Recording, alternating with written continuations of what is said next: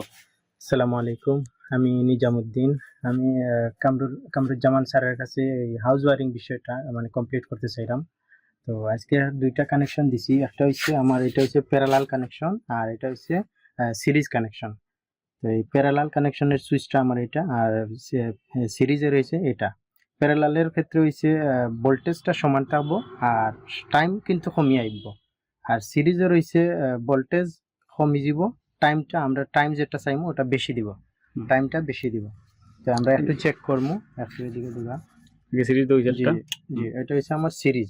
মানে আলোটা কমে গেছে কিন্তু টাইম আমি বেশি পাইমু। এক ভোল্টেজ মানে ভোল্টেজ যেটা আছে ওটা দিয়ে তিনোটা জ্বালাইলাম, টাইম বেশি পাইমু আর আলোটা কম তাইলে।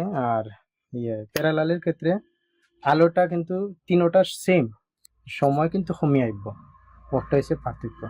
সিরিজটা দাও সিরিজটা দাও সিরিজ ওকে। জি